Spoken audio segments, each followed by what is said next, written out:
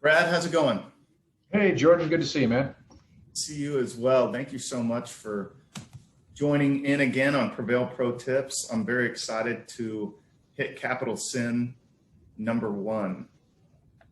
And that first accidental handcuff that we'll review in this series happens to be the most prevalent, and that's concentration or overconcentration. That's right. Yeah, overconcentration. That's exactly right.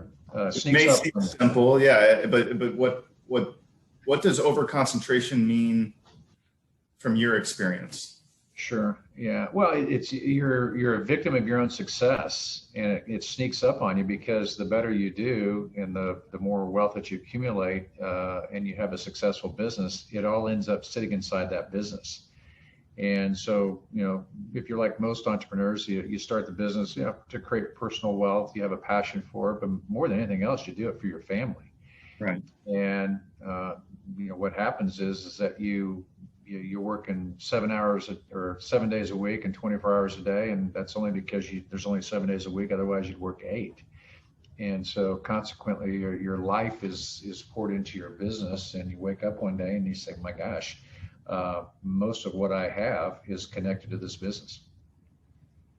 And depending on what phase a business owner is in, they feel the need to potentially contribute everything they can into the business to where they can achieve, the return that they want, or they have a great return. And so having, 80, 90% of their net worth tied into their business is attractive because that's where they're making a lot of money. Like you said, Yeah. So, and he asks, they probably don't even ask himself the question. It's like, well, this is working. Why would I change it? right. And so it's working. I'm making some good scratch, and I'm taking care of my kids, and I bought a boat, and everything is working real well. And they ask themselves some question. Well, if I'm in control of my own destiny, it's worked out pretty well. It's like, why would I change for the sake of change? And so that's probably the number one barrier, is that it's this attractive thing because it's going well. So there's no reason to even consider doing something different with it, or they haven't actively considered it. Sure.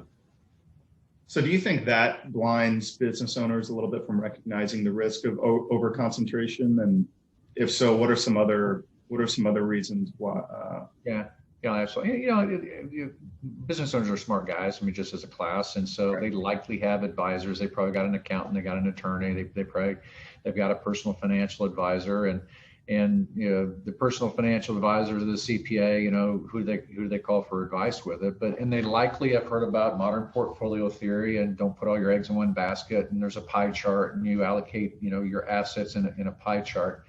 But the problem with that is that the context for that thing that drives most of their personal wealth, it's in a different asset class. It's a privately held investment. It's very, very high risk. It's illiquid, and it's in the context of their overall portfolio.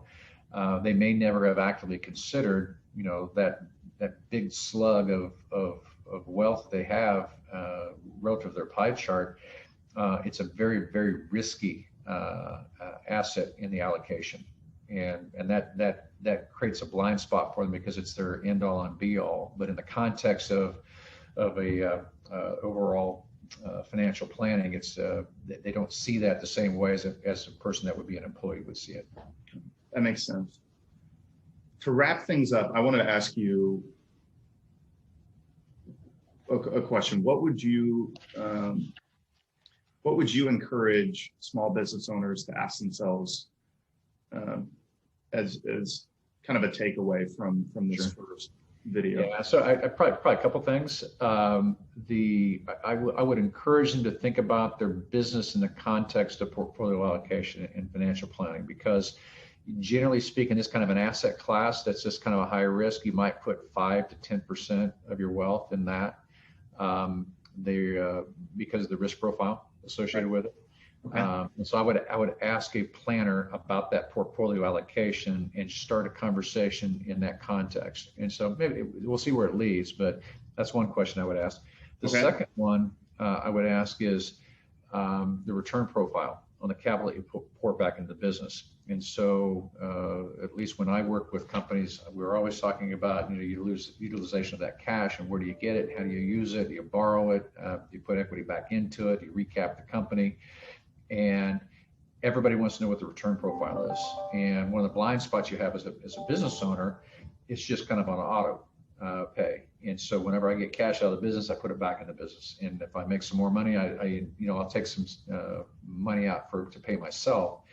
But oftentimes a business owner doesn't think in terms of his business being an investment. So if you say, well, I want to put some money in the stock market, I want to buy some real estate, or I want to make an investment otherwise, you would always calculate the return on that investment.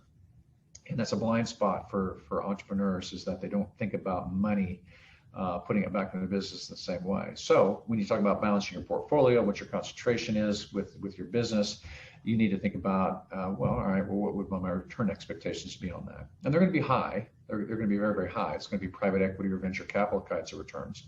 But nonetheless, that's another question I would be asking that would help you get greater clarity in terms of how do you think about your personal financial picture.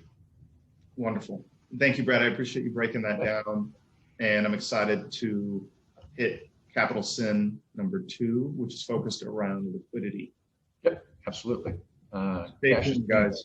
Yeah. And if you have any questions, feel free to reach out to Brad or I. You can message us, and we can set some time for you to pick Brad's brain.